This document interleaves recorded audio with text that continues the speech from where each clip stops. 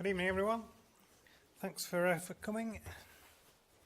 Yes, I'll talk through Commission 8 updates and what's happening with Commission 8. Remarkably, the format of the presentation is going to be very similar to the two we've just seen, which is completely coincidental, but it is quite consistent at least. I'll look at the Commission 8 remit itself, talk through the current task groups, what work is going on at the moment, and some of the updates to various bulletins that the group has published in the past. And throughout all of those, I'll look at recent publications and try to populate it with sort of examples in practice. One of the things I found from starting working with FIB was that a lot of the committees are very academic, so there's a lot of theory and work going in from universities and research establishments, and trying to get a practical angle on that is quite crucial. And coming as a practicing bridge engineer, I tried to populate that with populate the discussions with practice. I'll try and do the same with this presentation as well. Okay, so the aims of the task group is really just to identify concrete-related durability issues, consider and review the current topical information, provide guidance on materials and methods to assist with the designers and the constructors, so that we get optimal durability design of new structures, but also the optimal restoration design of existing structures. And so the scope of the technical work, a lot of it is to do with service life design. So developing rational procedures to obtain an optimal technical economic performance of concrete in service, ensuring that it's sustainable, that the whole life costs and through life issues are considered, feeding back experience gained from practice in design, execution, maintenance and rehabilitation, and developing rational strategies and procedures for design assessment and remediation.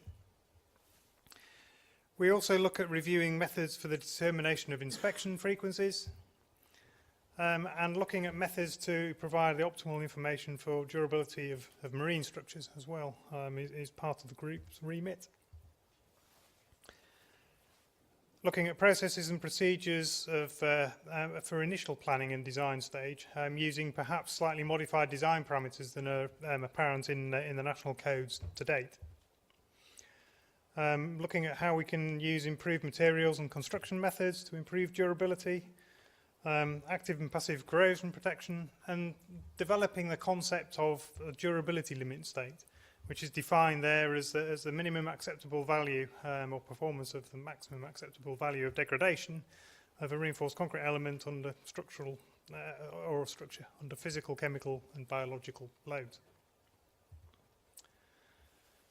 So those are the 7 current active task groups. There are a few others that previous speakers have said were running before FIB reordered its commissions a little bit and the task groups.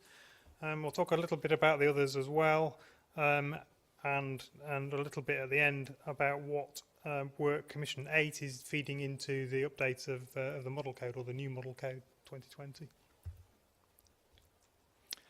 So task group 1 is the looking at model technical specifications for repairs and interventions.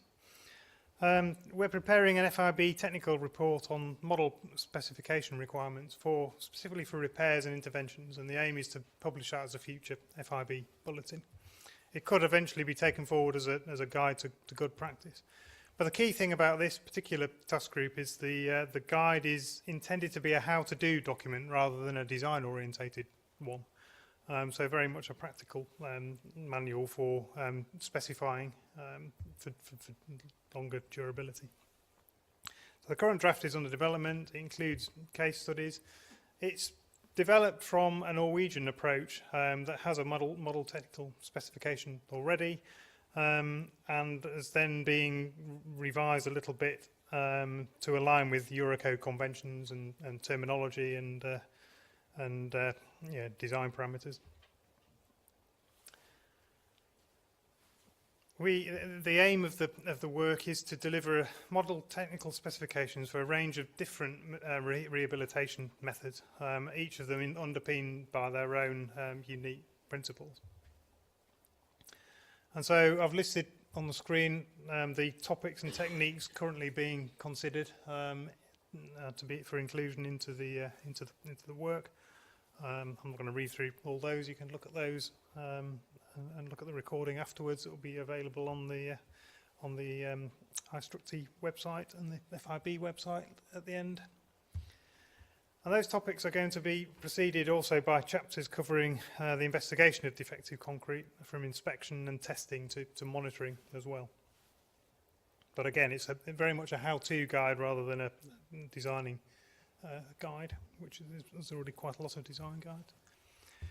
Task Group 8.2 is looking at, this has been running for many years, and it's looking at what is a bit of an American term about birth and rebirth certificates and through life management aspects. And essentially, to me, it's a bit like our health and safety files in the UK, but looking at them particularly from a durability point of view, and trying to determine taking the idea of a durability limit state further for a structural birth certificate for individual components of each structure. Defined as a document for containing engineering information from the condition of the structure immediately after construction or repair, hence the rebirth certificate. The task group is preparing a technical report on this subject, and the aims of the report are to try and approach the assessment of a life rating for individual structures. It organises and analyses the design parameters and as-built data to predict the type and frequency for in-service inspections. So again, starts looking at the through-life aspects of structural asset management. And the idea is that the data will provide a mechanism for owners and engineers to optimise the frequency of inspections, future inspections, and provide ultimately a cost saving over time. Task Group 8.3 is the operational document to support the service life design activities. The current Model Code 2010, incorporates a performance approach for durability design that's probably quite unfamiliar to most practicing engineers. It identified the need, we identified the need to introduce the advanced probabilistic approach to service life design and durability. And the idea of the document that's been produced through this task group is to explain with examples the procedure and the meaning of designing by performance, rather than sort of deemed to satisfy type rules that are in codes at the moment. The objective is to provide operational design guidance to support the implementation of service life design codes and standards. And again, there's a bulletin that is quite well on in its drafting, hoping to be submitted to FIB for publishing as a bulletin in 2019, or submitted in 2019 at least. And again, I've listed on there the content or typical content of what the current drafts of this draft bulletin include.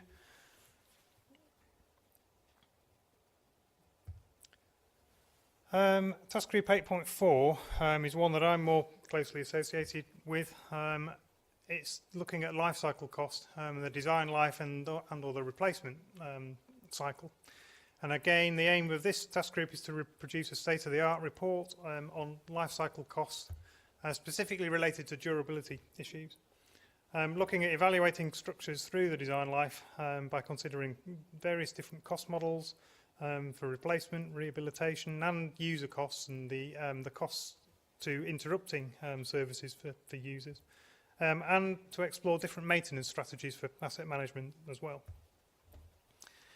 We're looking to address strategies and the risks to optimising a life cycle cost design, and then summarising existing models for structural costs.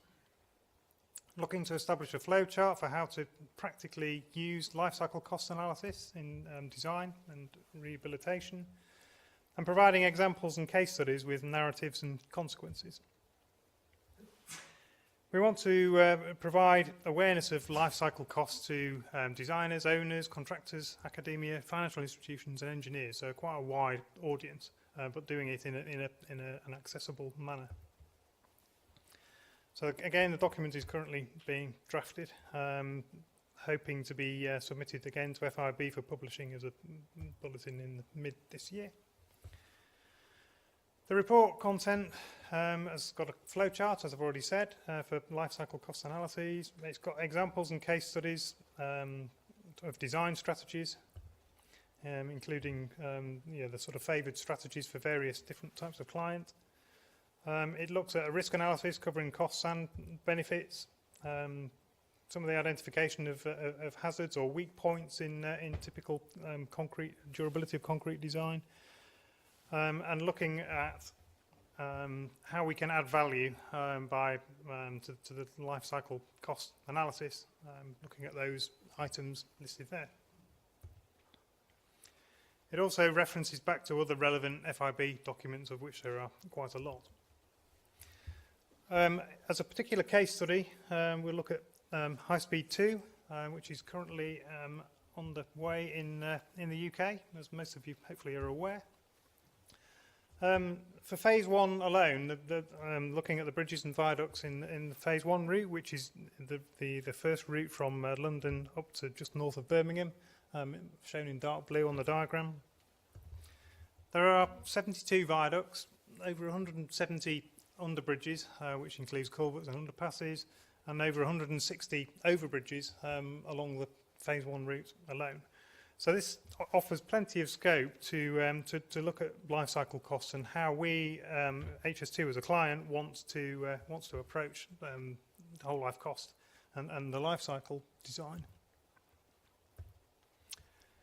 So HS2 commissioned Atkins to develop a whole life cost tool to assess and compare the long-term merits of different options that would eventually be proposed by contractors and their designers. The use of the tool that was developed was mandated through contractual requirement, so there is no option but to use the tool to develop whole life costs during the option evaluation process. So specific option selections are required for each structure so that we can select the best option and the best solution, which isn't necessarily whole life cost, but that will be one of the factors that needs to be looked at. There are some options that are mandated for consideration. So, for example, we want to make sure that, I need to say this quietly, I suppose, that we look at a steel option, that we look at concrete options and off-site construction options, which looks particularly at how we can precast more things, more components of bridges, if not whole elements of bridges themselves. We also commissioned quite a lot of work through our consultants looking at bridge specimen designs, so what a bridge might look like if it followed HS2's bridge design requirements precisely and the technical standards, and those were mandated to be looked at as well. But the key thing about the tool is that it considers alternative maintenance strategy options.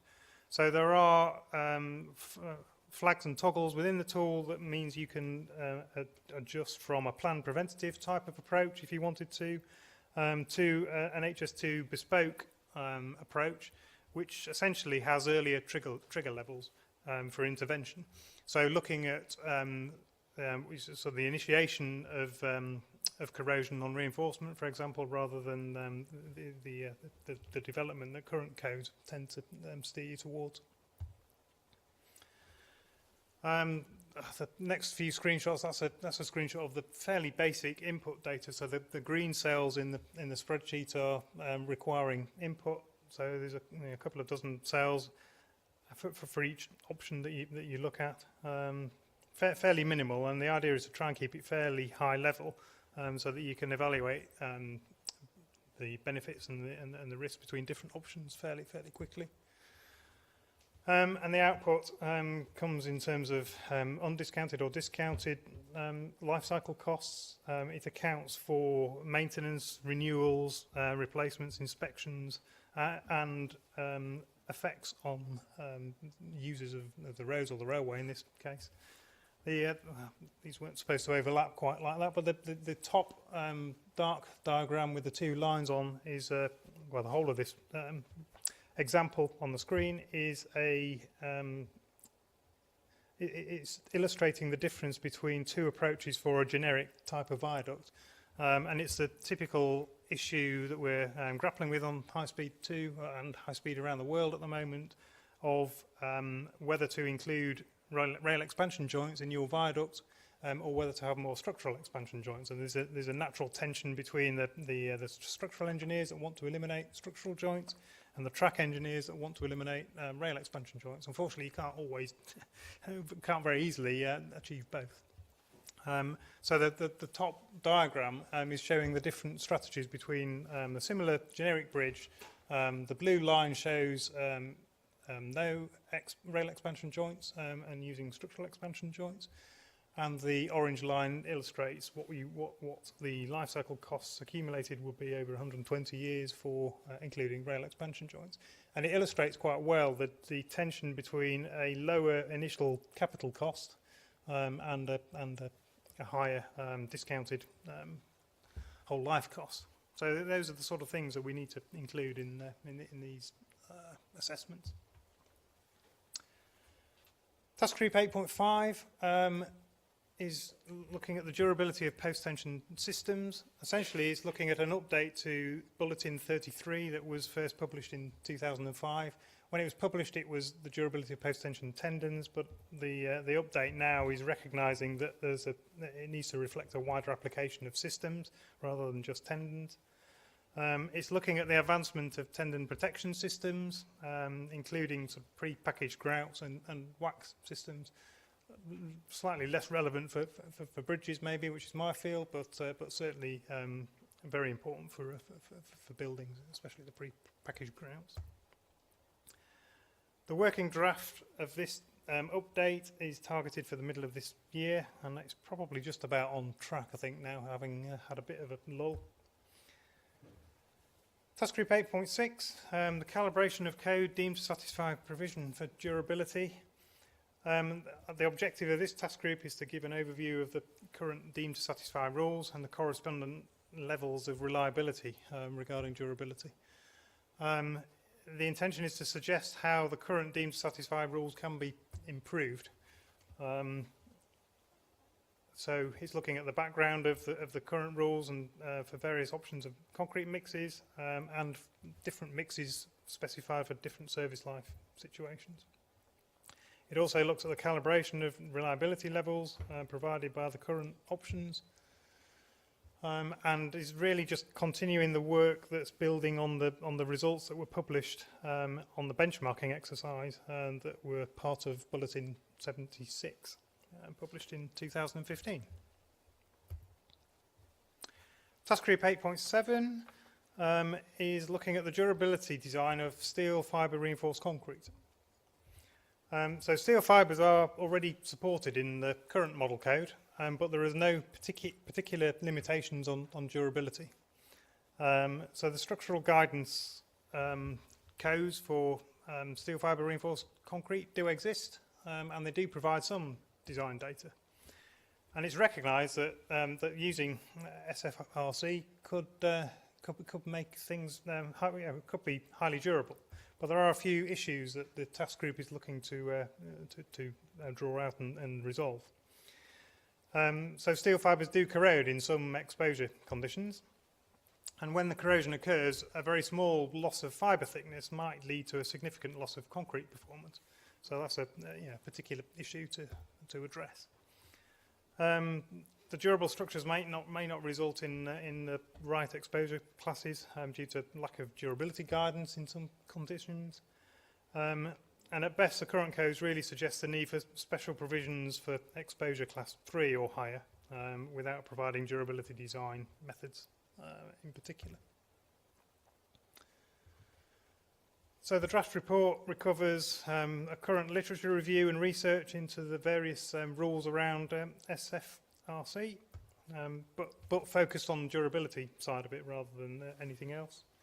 Understanding the performance of it under several exposure classes, and then considering sort of critical chloride content distributions, alkalinity reduced due to carbonation, and the effect of cracking due to fibre corrosion. And again, the aim is to define model equations that can also consider the reduction of mechanical capacity. So going back to that, a small loss of strength of the fibres could result in quite a big structural macro effect. That's what I've said there.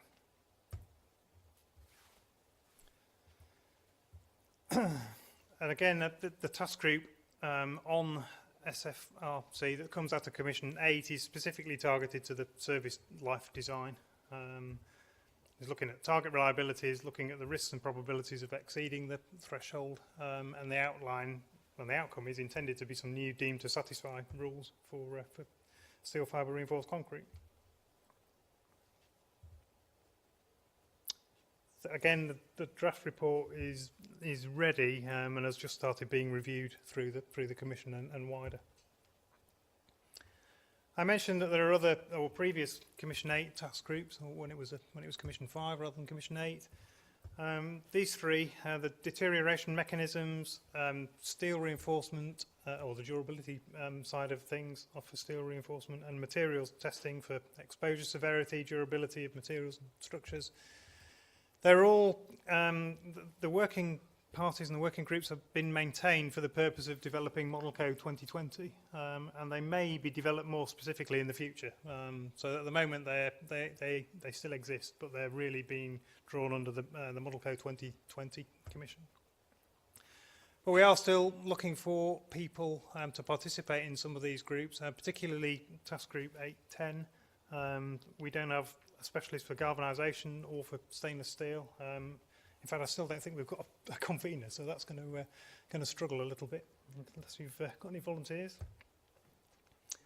And the Commission is also heavily inputting to Model Code 2020 on the durability aspects, as you'd expect, on some of the subjects shown on the screen. Well, all of the subjects shown on the screen. So looking at deterioration models and material properties in particular, but also looking at new materials, so the fibre reinforced concrete side of things as well. That's it. Any questions?